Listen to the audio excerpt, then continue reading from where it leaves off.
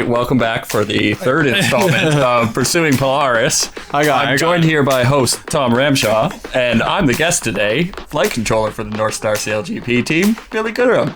So I was having trouble finding my words. Yes, my name is Tom Ramshaw. We're here on Pursuing Polaris, NorthStar SailGP Team, representing Canada on the SailGP circuit, where we travel around the world and we race F50 catamarans. And Billy, the flight controller, welcome to the show. How are you doing today? Thanks, Tommy. It's great to be here. Thank you for having me. Doing excellent. Nice. So here we are, second day in Auckland.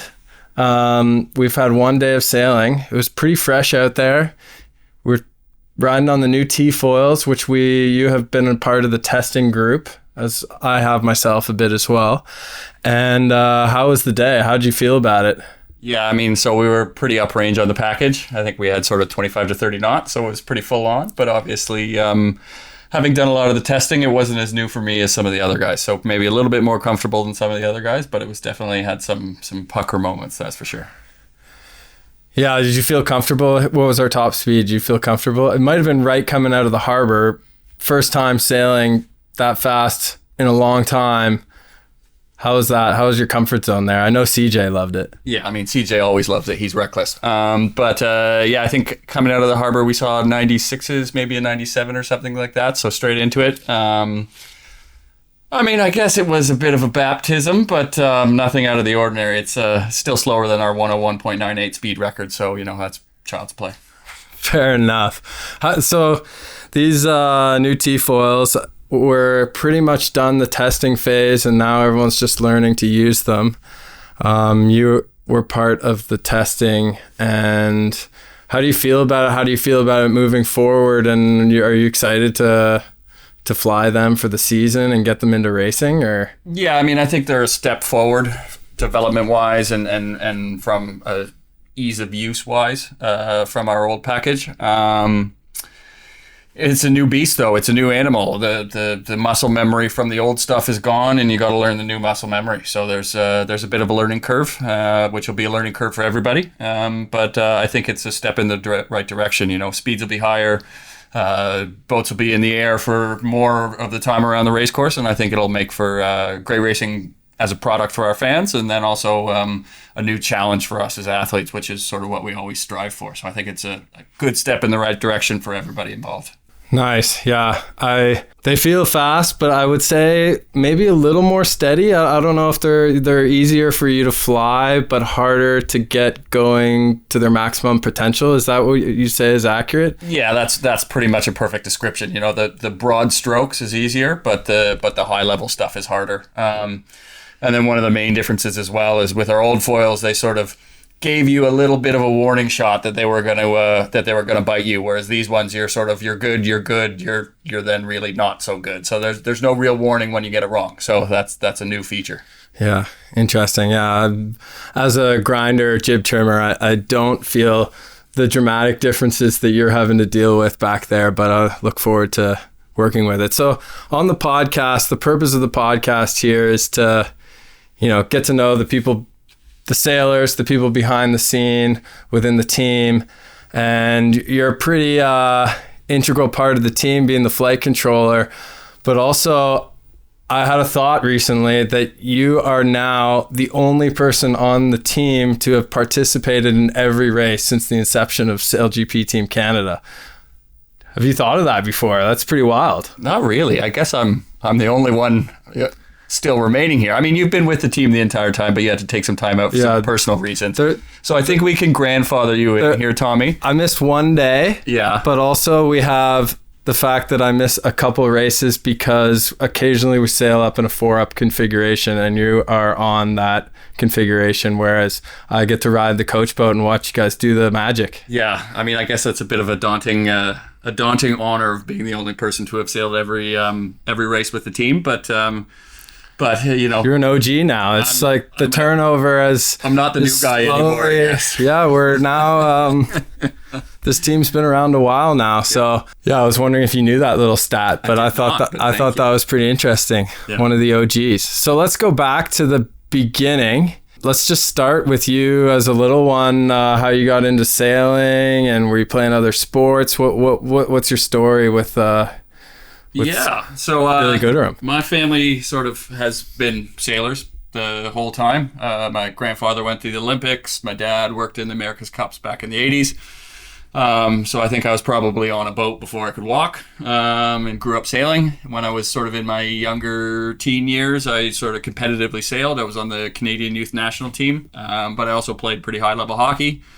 When I was about 16, 17, I kind of had to choose either sailing or hockey as what I wanted to pursue, and I sort of weighed my options, and I was like, if I go sailing, I get to go warm places. If I go and play hockey, it's going to be freezing cold everywhere.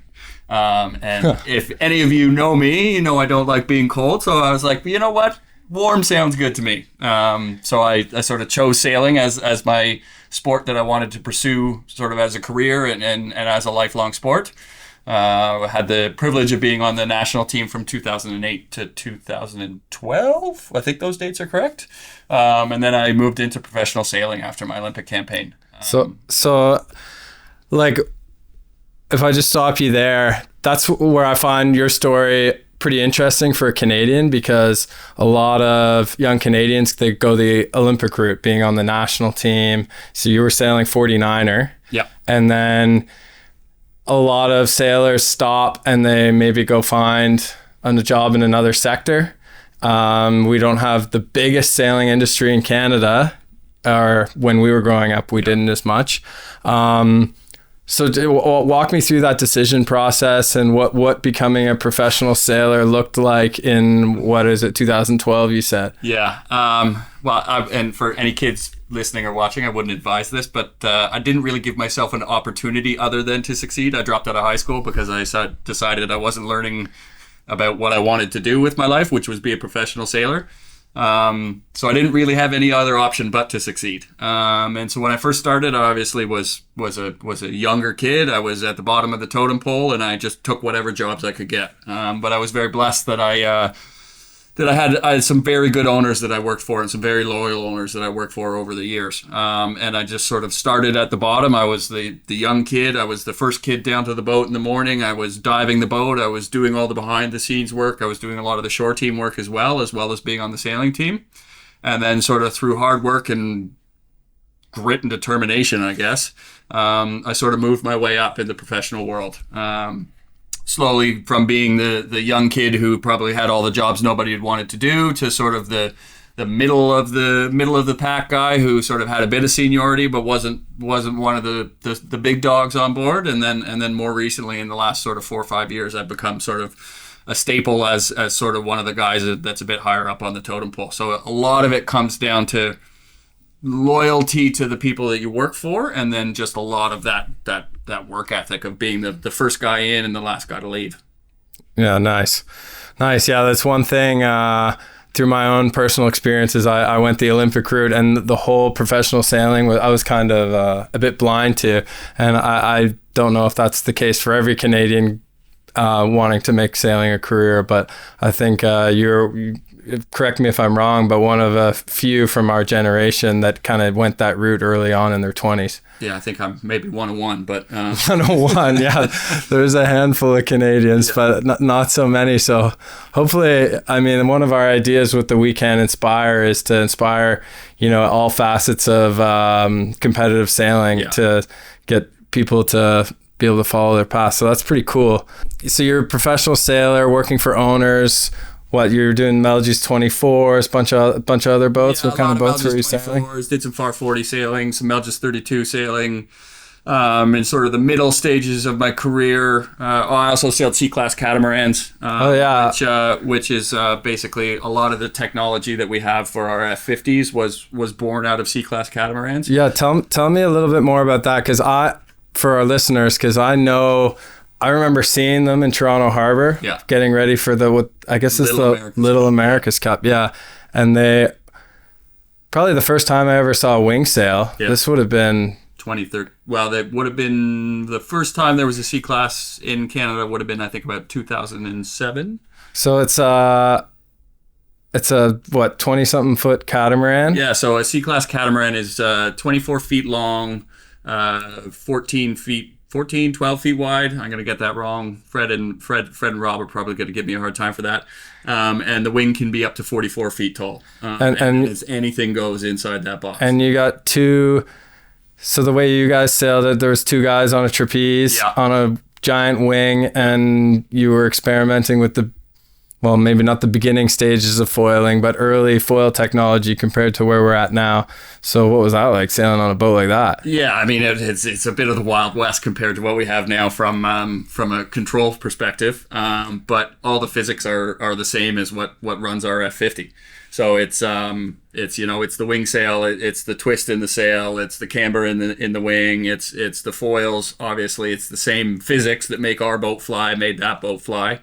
But it was all early days, and we were trying to figure out how much control we really needed on the dagger boards, how much control we needed on the rudders, and all that kind of stuff. So it was a bit like trying to break in an unbroken horse. And there was a lot of crashes and a lot of broken bits, and luckily not too many broken bones. But it was sort of a lot of that is what set the foundation for the success we've now had in SailGP.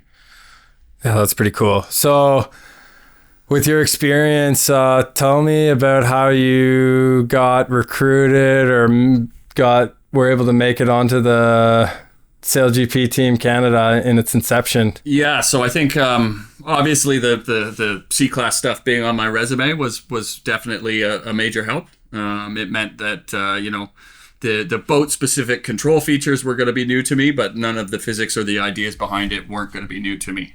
So when the team was announced in October of what would have been 2021, I think it is now. Yeah, that's correct. Yeah. So when the team was announced, I sort of made a few phone calls to some of my friends that I'd worked with and said, well, who is this? Or like, what, like, who's got this started going? Like, is this your owner? Is like, what's going on here? And they said, no. And then, sort of I found out who was in charge of it, because obviously I wanted to be part of it. And then, they actually reached out to me and said, we'd like to interview you to be part of the team. Obviously sort of being one of the very few of the full-time professional sailors of our generation. My name was obviously someone was on their list. So they reached out to me and went through an interview process. And then I was sort of selected as one of the potential athletes. And then we did a selection process with I guess less than a handful of other athletes over the course of about 5 months, where we did a lot of simulator time. And then we did some actual on-boat time in Bermuda before our first event. And then about 2 weeks before that, I was selected as the flight controller for the then Canada SailGP team, and sort of the rest is history, as you said, Tommy. I'm the last remaining guy that sailed every race. So yeah. So yeah, I remember those times in Bermuda, and the boat was a little slippery under our feet back in those days. Well, I mean, I've never been known for being all that careful. I think Lisa called me a bit reckless in her opening bit for SailGP this year, or Mr. Fast and Loose. That's what it was.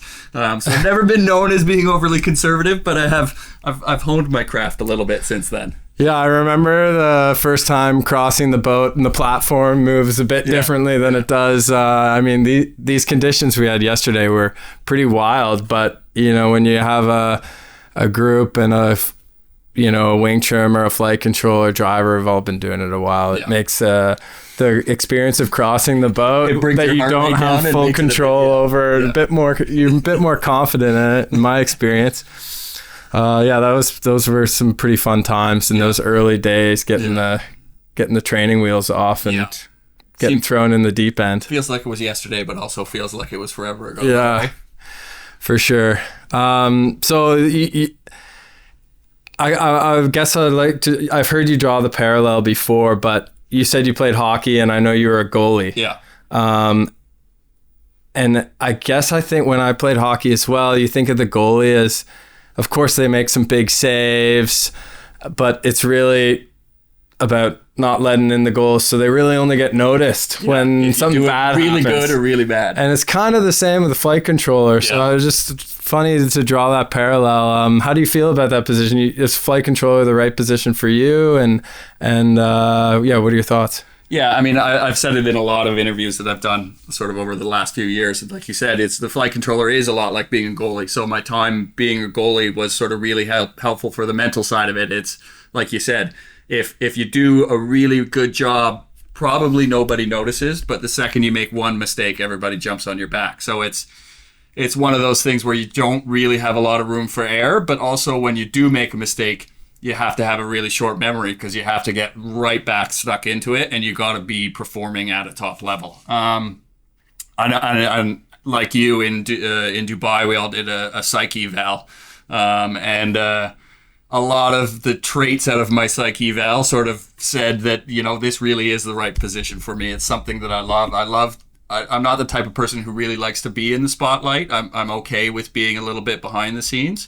But then again, I also am a very detail-oriented person who is sort of, we're never going to achieve perfection, but I always want to strive for it. And so that being the case, I think this is a great position for me. I like to push the boat. I like to be a bit sort of, as Lisa said, fast and loose at times, but I also am always striving for, tight groupings on all the data points and striving for that perfection. And the never attainable perfection that's just a reach away. Yeah, but that's it's one of those things that it's sort of a theme in all my life. One of the things I do as a hobby is I love woodworking, and I always try and make it so that all my joint work is so tight that I never have to use any wood filler. So it's very much something that's ingrained in my personality. So I think that's why it's such a great fit. Well, speaking of woodworking, why don't we segue into we both grew up in Toronto, and I know you recently moved to Halifax. Yeah. I just wonder. I want to know what a day or a week in the life of Billy at his home in Halifax is like these days. Well, it depends on whether it's summer or whether it's winter. More recently, it's been stacking the 2 face cords or bush cords of firewood that I ordered, even though I thought I ordered face cords. So it was about twice the size of a pile of firewood that I thought it was going to be. And then also shoveling a whole bunch of snow. But no, I sort of I enjoy my time in Halifax. It's we live outside of Halifax in Bedford actually, but it's a great part of the country to be in. Wake up, usually have a shower, have a cup of coffee, take the dog for a sort of hour-long adventure in all the parks and the wildlife areas that we have around our house. Yeah. And then there's usually sort of 3 or 4 hours of some type of choring, as I call it, that needs to be done. Nice. When you live in a 130-year-old house, there's always something to fix. And the wife always has some idea of something that she wants changed. And then I usually sort of clean up around the house a little bit and then get dinner started before the wife gets home from work. So, fully domesticated animal over here. I love that. It's nice to have go full throttle on a SailGP trip and then have a nice chill, busy but chill time at home. It's pretty much polar opposites. It's professional me is sometimes very surly and can be, very eyes on the prize and very focused and very detail oriented. And then when I get home, it's, take the dog for a walk, stack some firewood, do a bit of shoveling, maybe work on the truck a little bit, and then clean up the house, start the fire, and get dinner ready. I love it. That's great. So I guess one thing that I get asked a lot with people who don't know about SailGP or don't know what the schedule is like what is life like? We fly in. The trips are normally really short. I know people are like, you're going to Australia for 4 days? Yeah. What are you, crazy? So tell me about your routine and how it all works for the listeners that don't know what our lifestyle entails as far as the travel and the training and what goes into it. Yeah, so I mean, obviously it's a bit dependent on if we have any training time beforehand of how many days we're going to be boots on the ground, as I call it. But nominally, yeah, we're 4 days max in our locations. So this regatta, we got extra training time. Yeah. It's kind of a unique scenario. It is, yeah. We get 7 days of sailing. Yeah, but sometimes it'll be 3, sometimes it'll 4. be 3, sometimes it'll be 4. Sometimes you spend more time traveling than you do boots on the ground. But sort of my routine is obviously there's almost always a time zone change. So what I always try and do is figure out what that time zone change is. And then as my wife calls it, it's my work malaise starts, because I always try to start to change my body a little bit towards that time zone a few days before I actually leave. Yeah. So that once I actually get there, it's not quite as bad. And then normally there's a pretty long flight that's involved into getting somewhere. You try and hit the right times for sleeping on the flight, or you just sleep as much as you can so you catch up on whatever's ahead of you. Yeah, I mean, I always try and sleep a little bit at the right times, but I always try and make sure I'm getting as much sleep. Most of on an average night, we finish work, you get to bed around 10, and then you got to be up at 5:30 or 6 a.m. in the morning. So you're getting, what is that, like 7 hours, 8 hours. But if I'm on the flight, if I can get 12 or if I can get 13, depending on how long the flight is, as long as it's within the window of what the time zones are, I'm trying to get as much sleep as possible. Yeah, it was interesting coming here because often we land and you can go to sleep, you're exhausted from traveling, but here you land in the morning. Yeah. And then you have a full day. Yeah. So what I found really nice is you make sure you're busy in the day and outside, get the light, and then the rhythm comes pretty quick after that if you can stay busy. Yeah, and that is a big key, is making sure that you don't really have a ton of downtime, because if you have downtime and you're just sitting in your hotel room or sitting on a couch and watching TV or something like that, it's real easy for those eyes to get heavy. Yeah, you take a nap and next thing you know, you're awake all through the middle of the night. That's what I like to call nap roulette, is when you take a nap and sometimes it's 20 minutes and sometimes it's 4 hours. Oh, boy, yeah. Luckily we're busy enough that I always find it pretty easy to adjust because you don't have that downtime where you get tired. You're go. And then you collapse at the end of the day. Yeah, or collapse at the end of the trip. And when you're home, how much time you need to decompress a little bit. But it's quite a lot. Adrenaline all weekend. Yeah. And then a bit of a decompression phase, no? I'm usually useless for about 3 days when I get home. So yeah, I'm about the same. You, but I did this thing where I'd land at, normally I land in the middle of the day and I get picked up and I'm like, you get picked up. I have to take a cab. Maybe we'll go surfing or something right away when I land. It never happens. So now we know we never make those plans. Yeah. So the routine's pretty tough. What hacks do you have to make the whole process easier in the travel? I know a lot of listeners travel a lot for, maybe it's sailing, maybe it's work. What are your tips? There's a few. One of the things that I'm big on, and obviously the travel team people. Don't say it. I'm not gonna say it. Don't worry. The travel team people aren't huge on, but I'm pretty disciplined on always trying to stay on preferably one airline, and if not one airline, within one rewards program. So I try to fly always on a Star Alliance carrier, and that allows you to accumulate status with them. Nice. That allows you to accumulate status. I'm just shaking my head because I'm jealous because I haven't had the discipline to fly one airline and get the same privileges that Billy likes to get. What that status gets you is it basically, it doesn't cost you anything. You're just staying within that one airline group, but you get lounge access. You get some pretty decent food in those lounges. And a lot of the times on some of the longer haul flights, and if you have a connection, there will be a shower in that lounge. So, if you've had 8 hours of flying, then you have another 13 or 14 hour flight.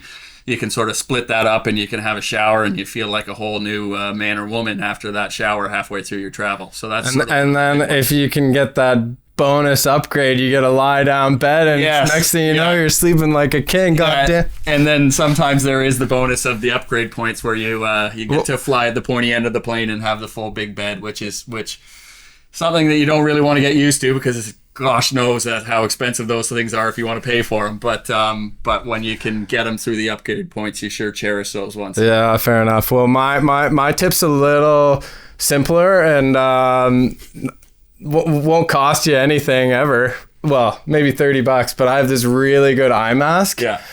Completely black, no light gets through. I've worn your eye mask. It's awesome. Yeah, it's good, no? And when you put that on, you can get your full 8 hours sitting in a chair, believe it or not. So I like to sit right in my chair, recline that 4 degrees it allows you to, and tilt my head back, and I'm out for 8 hours. Cutting it back to 3 degrees for this year. Oh yeah, you can't. You got inflation, Yeah, and you can't interfere with the guy's knees behind you. Yeah.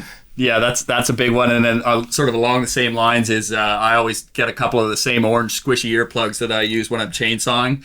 And then I have a pair of noise-canceling headphones on. I do the same. And you know what? And that way you can't hear a thing. So if you're sitting in 60K beside the bathroom and there's a baby beside you, it doesn't matter. You can't hear anything. That's exactly how I got here. Yeah. Baby behind me. But I had the noise-canceling headphones and the earbuds. And next thing you know, it's just a muffled little like... it's not too bad. It's a slight breeze. Eye mask. I look like a pretty high maintenance guy with the eye mask, the earphones, and the buds, and the blanket. Yeah. I'm ready to go. Yeah, it's tough, but it's amazing how quick doing 14 regattas in a season, and maybe some other. We're both doing other sailing when we can. How quickly you get desensitized to these completely ridiculous travel schedules. Well, I mean, it's all part of the job, and you got to do what you got to do. Yeah. But yeah, no, it's we are extremely blessed that we do get to go to all these places. It's one of those things that I know my wife always says every time I get home. She's like, well, "Where are we going to go on vacation?" I was like, "Can we just stay on the property? I don't really want to go to the airport again." But it's one of those things that when you look at all of these amazing cities and these amazing venues and these just amazing parts of the world we get to go to, you sometimes you have to pinch yourself and realize how blessed we really are. Yeah, it's true. I like in that inevitable question when you meet someone who asks what you're doing for your living, it's kind of hard to explain in a few words. Actually, this is a question I have for you. When someone asks you what you do for a living, how do you explain it in a short, concise manner without going too deep into the weeds on the details of, say, SailGP? I'm lucky enough that living in Halifax and we've had our event there last season, that most people know what SailGP is. So okay. Half the time they know who I am before they come up to me, but when people ask, I know. Big fish in a small pond. Yeah, exactly. So a lot of people in Halifax know what SailGP is. So when they ask what I do for a living, I say, I'm one of the athletes on the NorthStar SailGP team, and they know what that is. But when people ask me who don't, I just sort of, a lot of the time it's, I get paid to travel around the world and sail the fastest sailboat in the world. And then oftentimes they say, do you have a picture? And then you have that one picture that you go to on your phone. That's sort of the glamour shot that you show them. And they say, that looks like really cool. I'm like, yeah, it sure is. I normally just say I'm a sailboat racer. Yeah. And then they get confused. Yeah. And the conversation often doesn't go much further than go somewhere else. That's okay. Then you get out. That's okay for me. But sometimes you eventually have to drop the names and show the photo, and then it opens up a person to a world they didn't know existed. It's a pretty obscure sport. So it's kind of an interesting thing to take so long to explain a job. That's hopefully, SailGP gets more and more mainstream, and more and more sailors don't know. People who aren't sailors, know what SailGP is. And I think we're getting there. I mean, when you look at the Marcom numbers and all that kind of stuff, it's I saw some of them from last year, and it's if we've had a good weekend from a viewership standpoint, we've had more viewership than the NASCAR race on the weekend. And one of the things that's so great about SailGP is that it's got this global reach. It's not just something that's an American sport. It's not something that's a North American sport or a European sport or a sort of an Oceania here in New Zealand, Australia. It's one of those things that there's people all around the world who love the sport of sailing, and then there's also people all around the world who are getting introduced to the entertainment package that is SailGP and saying, that's really freaking cool. Yeah. I want to watch some more of this. So I think we're getting there, and I think we're going in the right direction. And obviously with new teams coming on this year, us with new ownership, it's the future's bright. Yeah, I would agree. It's a pretty exciting time. Sailing, traditionally not the sport of spectators unless you're a hardcore sailor yourself. So it's SailGP is pretty special with that, getting non-sailors engaged in a sport that's somewhat complicated, but I think they do a really good job of making it simple. Despite how challenging it is they make it look simple. As a sport. It's really not simple when you're actually doing it, let me tell you. So I got a question. If you were to change one thing about SailGP, whether it's the racing or something around the racing, what would that be? Or how would you try and make SailGP better? There's really hitting me with deep, hard questions. I mean, even when things are really good, there's always ways to get better. That's how that's how high performance athletes are, right? And I think also as an entertainment product, if you're not evolving, you're moving backwards. Yeah. And I think we've done a really good job with that. When you look at the progression of the boats and the packages that we have from SailGP's inception in season 1 to where we are now. We have the new T-foils coming on board. We've had the modular wing setup that's came in that's allowed us to sail in a way wider range of conditions. Like if you think about sailing yesterday in the season 1 configs, we would have broken every boat and broken a bunch of people probably. So when you look at the evolution of what they've done so far, I think they've done a really good job. I think going forward, I think I think the league and Russell and everybody wants to expand as much as possible. Bit worried about fitting more boats on a race course. That's fair enough. That and usually as the guy who's a bit in the firing line when a collision happens, I'm keen to that for them to have a solution as to how you fit. Well, we got to fit 12 this weekend, but if they want to keep expanding, I think we need a bit of a solution as to how we keep expanding and keep the not only the entertainment product good, but also how we keep everybody safe, because what we do is a bit dangerous. So you're talking possibly splitting the fleets. Yeah, I mean, I've heard rumors. I've heard rumors too. When this comes out, maybe it's happened, maybe it hasn't. Like I always say when someone asks me a tough question, that's an answer that's well above my pay grade. Yeah. So I don't know what that looks like. Maybe it's that split fleet rumor. Maybe it's I don't know what it looks like, but I think there needs to be a solution there. Yeah. I think one of the things that is sort of big, especially for me, as they put all sorts of new packages and new foils, and I've heard rumors of a new light airfoil, of maybe a new rudder. So having some training time would be really nice. Like I know it comes down to cost, putting one of these things in the water and getting the circus that is SailGP into town for longer does cost money. But I think it's one of those things that the better we are at our jobs and the more training time we get, the better an entertainment product we provide. So I think that's a big one for me. And then just the evolution of what does this thing look like long term. I think with the advent of maybe having a bit more training time, we get some time to bring up the people who are going to take your job and take my job one day. And I think, when we started, we were in a unique position that those jobs weren't there before, and they needed to put someone in, and they needed to be someone who was Canadian. And so we were given an opportunity. But I think it's, there's not very many of us in the world that know how to sail these boats. And for this thing to be sustainable long term, we need to have some time that is sort of a low tariff, low stress opportunity to really get the younger kids. And we've had a few on with the team with us, but get some of these guys some boat time. Yeah. And we look at the time Georgia had in Dubai when she got the Women's Pathway program and some time doing my job, which she said, I never want to do again. You can have your job. It's not nice. It's just not nipping at your heels already. Well, I mean, I'm sure she's talented enough. I'm sure she could have my job and be better than me in no time if she put her mind to it. But we need to get that next generation, those kids who are 22, 23, 24, and just embarking on the journey that is trying to be a pro sailor.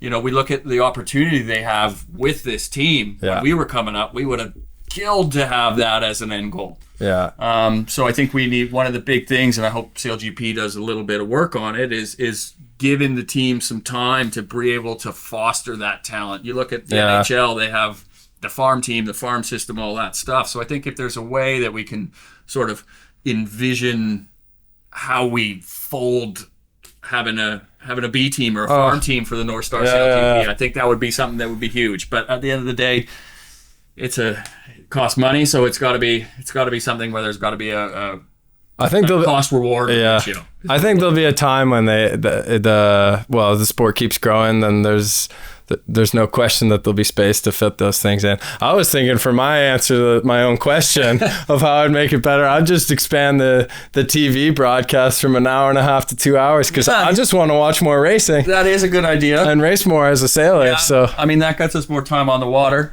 More races, even though they count, it's more racing is also more training. Yeah, I mean, I think that's one of those things. That's a good point to bring up, is that, what, an American football game? Oh, that can take like 8 hours. The broadcast is at least 4 watching the game. Broadcast is at least 4. Your NHL hockey game, or when you watch your Halifax Mooseheads games, like that's 2.5 hours. 2.5, 3 hours, depending on if they do overtime. So I think as long as there's an appetite for it, if we could expand the broadcast window a little bit, I think that's a no-brainer. 10, 15 races per weekend? Yeah. Yeah, why not? Yeah. It's just not stressful at all. Yeah. Finish one, go right into the other. Yeah, no doubt. 3 hours straight, why not? Totally destroy my brain with mental fatigue. Us grinders will probably love it. Yeah, you know, it's just max heart rate for 3 hours. That sounds great. As long as we never have to go down to 4 athletes, and I never have to do your job. Yeah. That's a good question. Actually, is how do you like when the 4-up sailing happens? You transition to a hybrid athlete. Yes. Where you're a flight controller and a grinder, and occasionally you even trim a bit of the jib. Yeah. Tell me how you enjoy that. Not very much. It's a lot on. I have a very high respect for what you do. Thank you. Because it's not only something that it is extremely, extremely physical, and obviously I'm not quite the muscular Adonis that you are, but it's something that's really, really hard because the two jobs are basically polar opposites. Your job is a very physical job where you still have to use your brain to trim the jib. But then when you try and transition from something where you're at max heart rate doing a full physical job, and then you have to jump back into what I normally do flying the boat, which is a very finesse oriented, which is a very mentally stressful job. You have to, it's really freaking hard because you got to compartmentalize the two parts of your role on the boat. Yeah. So the job basically looks like when you're sailing around with 2 hulls in the water or 1 hull in the water, you're a grinder. Yeah. And then when there's enough wind to pop up, you do the big grind to get the boat on the foil. You do the acceleration. The acceleration on the handles, and then once the boat's up in the air, you do a little bit of a dance and jump back, and then you're flying the boat. And for that short time where you're grinding and helping the boat get up, the driver's flying. The driver flies the boat, so Gilo will fly the boat and get the boat up on the foil, and then once the big physical grind is done, you're pegged in the pain cave. Then you get to jump back and try and do a very finesse oriented mental. And then probably you're coming close to boundary, and you need to do a jibe, and then you do the jibe, and then you go do a big grind again and get yourself right back into the pain cave, and then you can do a high finesse job again. So safe to say it's a pretty dynamic role in the 4-up configuration. Yeah, I think those are probably the most tiring days. Well, I'll sub in if you need a break, man. I'm good, Tommy. I'm good. Okay. Dude, if you need me, I'm here. Okay, it's good to know, though. Okay. Yeah, I guess the final question for you, Billy, is we both grew up in the Canadian sailing scene. What's your advice to young Canadian sailors, maybe want to get involved in SailGP, want to have a career in sailing?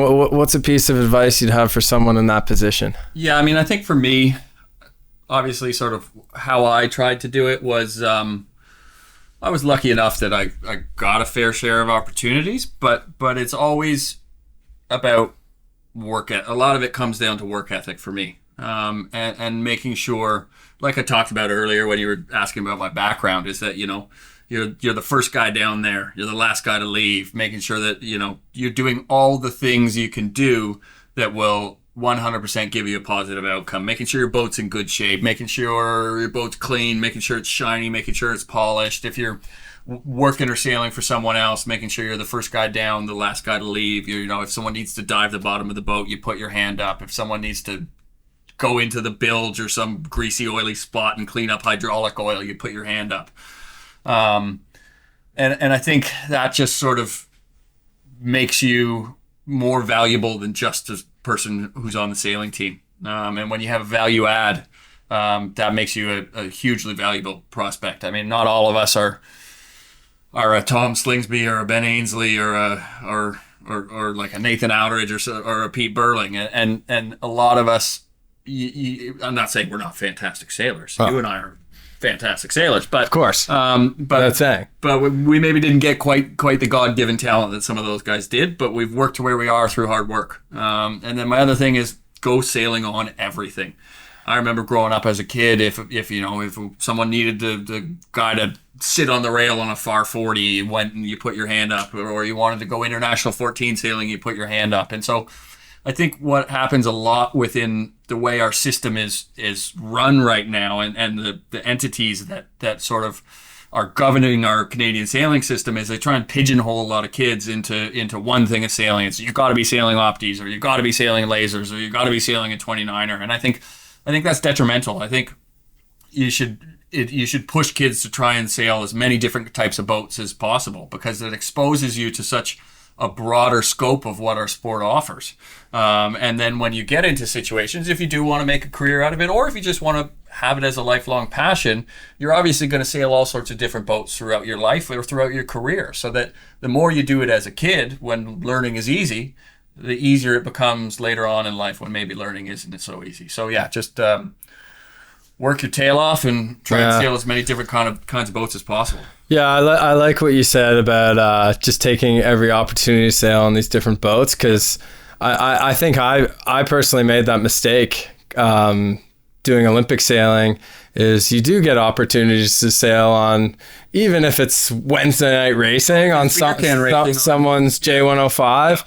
I mean, I said yes and I did that, but not regularly. Yeah. And there's so much opportunity to learn just the process of taking care of these types of boats, making sure all the gear's right, things are set up so nothing's going to break. It's such an important part of professional sailing that I think when you're just trying to be the best tactician and best driver of your laser, it's not going to, that's not there.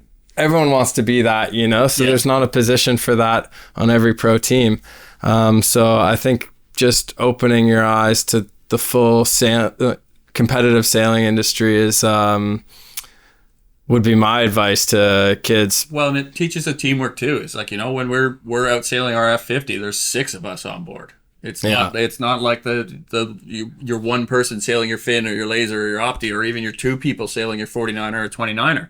And like when you do your 52 sailing, how many guys do you have on the 52? 13? Yeah, maybe 14 or 15. I don't even know. I lose count. Exactly, you lose count. So I think it's one of those things that, especially if you want to pursue a career in sailing, is teamwork is a huge part of it. And how do you learn how to do the teamwork on a big boat? Is you got to do it. Yeah. And so take those opportunities to do the J105 sailing, do the Melges 24 sailing, do the FAR 40 sailing, do the big boat sailing, where you're working within a team of 5, 6, 7, 8, 9, 10 people.